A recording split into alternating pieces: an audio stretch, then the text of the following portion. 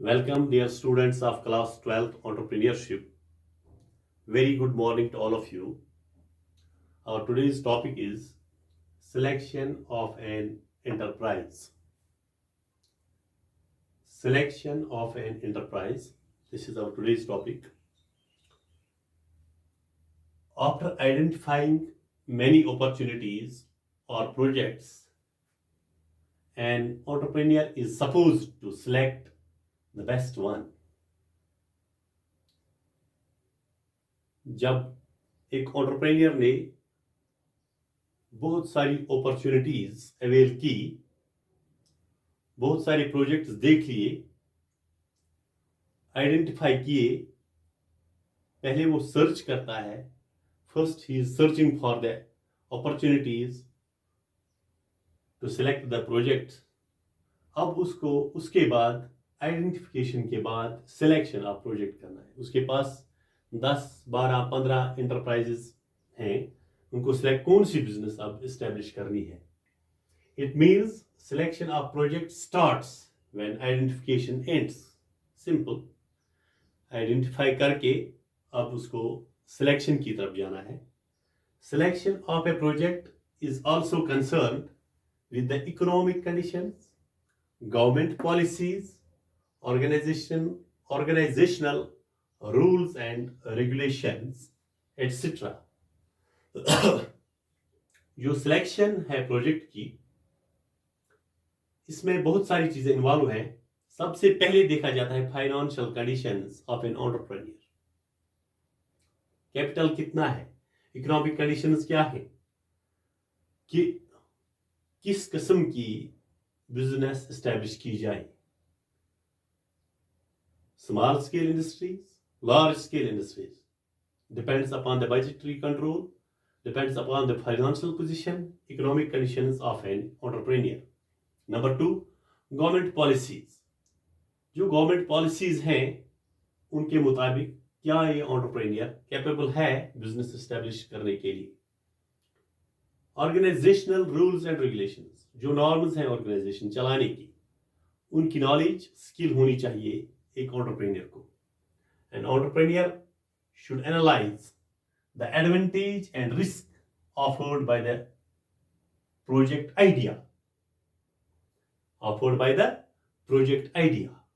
Let me repeat. An entrepreneur should analyze the advantage and threat offered by the project idea.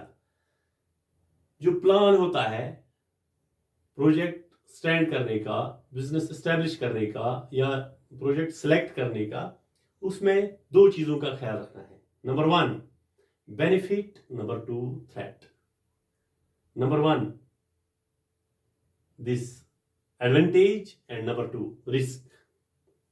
दोनों factors होते हैं. ज्यादातर entrepreneur की कोशिश रहती है कि मुझे एडवांटेज ही एडवांटेज, बेनिफिट ही बेनिफिट, प्रॉफिट ही प्रॉफिट मिलना चाहिए. लेकिन थ्रेट की तरफ कम जाता है entrepreneur. A successful entrepreneur always thinks of both the things, that is advantage and risk. On the basis of this analysis, an entrepreneur selects the enterprise. जब इसकी analysis की जाती है, गवर्नमेंट पॉलिसीज क्या है, इकोनॉमिक कंडीशन क्या है, organisational rules and regulations क्या हैं, एडवांटेज, रिस्क, इन सभी चीज़ों पर जब ऑब्जर्व किया जाता है, जब एनालाइज किया जाता है इन चीज़ों को, तब ही एक एंटरप्रेन्योर इसके काबिल होता है कि वो एक एंटरप्राइज सेलेक्ट करे और एस्टैब्लिश करे. अभी सिलेक्शन की बात चल रही है, एस्टैब्लिशमेंट की नहीं. There is a time interval between project identification and project selection. देखिए, एक ही बार हम आइडेंटिफाई और सिलेक्ट नहीं कर सकते हैं. It takes time to identify and then to select. पहले आइडेंटिफाई किया जाए. आइडेंटिफाई किया जाता है बहुत सारे प्रोजेक्ट्स को. हमारे पास बहुत सारी अपॉर्चुनिटीज होती हैं. एक एंटरप्रेन्योर के पास अपॉर्चुनिटीज होती हैं. वो आइडेंटिफाई करता है which business to choose. It will take a lot of time to think upon it, which business to choose, which project to select, and then he can be able to select the project. That means there is time gap between project identification and project selection. However, sometimes there cannot be any time gap between project identification and project selection. किसी वक्त time gap नहीं भी हो सकती है. एक entrepreneur बिल्कुल perfect होता है, श्योर होता है कि ये बिजनेस मेरे लिए सूट होगी और वो एकदम सिलेक्ट करता है. तो टाइम गैप की जरूरत नहीं है. उस वक्त अपॉर्चुनिटी मिस नहीं करनी है. उस वक्त entrepreneur should select at once the project without having any time gap. Generally, a tool used for selection of an enterprise known as SWOT, SWOT, SWOT. ये एक टूल बना है किसके लिए? Selection of project, selection of enterprise के लिए. तो इस SWOT में SWOT इसकी ये 4 अल्फाबेट्स हैं. तो इनकी मीनिंग क्या है? Here S stands for strengths, W stands for weaknesses, O stands for opportunity, and T stands for threats, means risks. यानी कि SWOT को पहले अकाउंट में लेना. An entrepreneur has to take into account the SWOT. That means before selecting the project. SWOT में क्या है? S strength, W weakness, O opportunity and T threat. इन चीजों को मद्देनजर रख के उसको सिलेक्शन ऑफ प्रोजेक्ट करना है. इन चीजों के लिए रेडी होना चाहिए entrepreneur. The below mentioned example makes it clear. जो ये सिलेक्शन ऑफ प्रोजेक्ट है उसके लिए एक एग्जांपल है. यहां पर नंबर 1 देखिए, यहां पर फॉर्मेट मैंने बना के रखा है. एक साइड है इंटरनल एंटरप्रेन्योर और दूसरा है एक्सटर्नल एंटरप्रेन्योर. ये इंटरनल एंटरप्रेन्योर और एक्सटर्नल एंटरप्रेन्योर में पहले समझाऊंगा, उसके बाद हम इन 4 कॉलम्स को, इस SWOT को एक्सप्लेन करेंगे. फॉर एग्जांपल यहां पर मिस्टर ए है. Mister A is inside our company.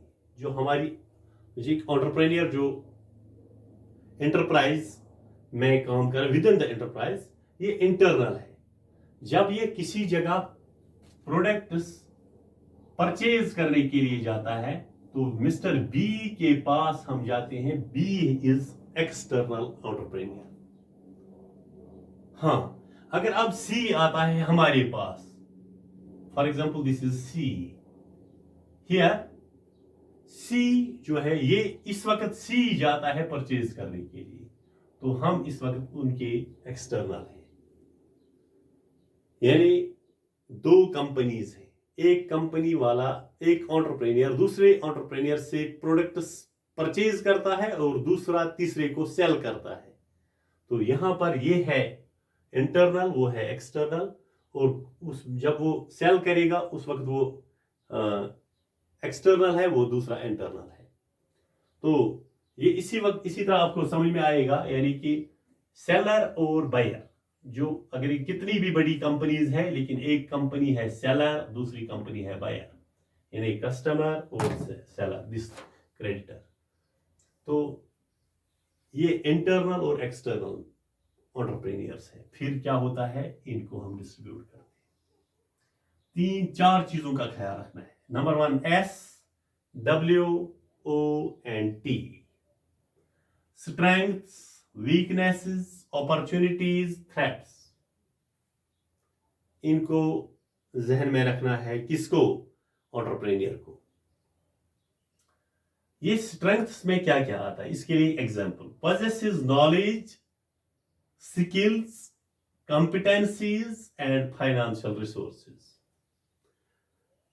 Strength क्या है? जब एक एंटरप्रेन्योर, उसके पास नॉलेज हो, कंपनी स्ट्रांग है, एंटरप्राइज स्ट्रांग है, स्किल हो, business is strong, competencies, when he is competent to do something, that means our enterprise is strong. And financial resources, अगर इसके पास फाइनेंशियल रिसोर्सेज हैं, when he is economically well off, तो हम कहते हैं strength is there, we are strong, और entrepreneur is strong. फिर वीकनेसेस में क्या आता है, जब ये सभी चीजें lacking, when these things are lacking here, suffers from lack of knowledge. यहां नॉलेज है तो स्ट्रेंथ है, नॉलेज नहीं है तो वीकनेस है, सीधी सी बात। Skill, suffers from lack of skill, skill यहां पर है तो स्ट्रेंथ है, स्किल नहीं है तो वीकनेस है। एंड मोटिवेशन, जिस मैनेजर के पास, एंटरप्रेन्योर के पास मोटिवेशन पावर है, he is the successful entrepreneur, he can run over the business successfully.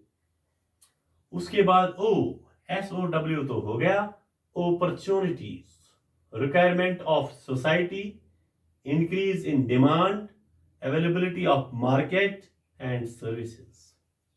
देखिए, रिक्वायरमेंट ऑफ सोसाइटी, सोसाइटी की नीड होती है, सोसाइटी कैसी होगी, एनवायरनमेंट कैसा होगा, मार्केट प्लेस कैसी होगी। इंक्रीज इन डिमांड, अगर इंक्रीज इन डिमांड है तो अपॉर्चुनिटी है एंटरप्रेन्योर के पास, मार्केट प्लेस है, सोसाइटी है। और society, requirement of society means needs of products, need and requirement of products to the people. देखिए, लोगों को जरूरत है कि प्रोडक्ट्स की, वो प्रोडक्ट लॉन्च करेगा एंटरप्रेन्योर, तो उसको अपॉर्चुनिटी मिल गई। इंक्रीज इन डिमांड, किसी चीज की डिमांड है तो वही बिजनेस हम स्टार्ट कर रहे हैं, वही बिजनेस एस्टेब्लिश हो, यानी अपॉर्चुनिटी है। अवेलेबिलिटी ऑफ मार्केट, मार्केट भी अवेलेबल है, सर्विसेज, ट्रांसपोर्ट है, मैन पावर है, लेबर है, हर एक चीज है, या एडवर्टीजमेंट फैसिलिटीज है। उसके बाद threats, change in government policies, इसका थ्रेट रहता है एंटरप्रेन्योर को।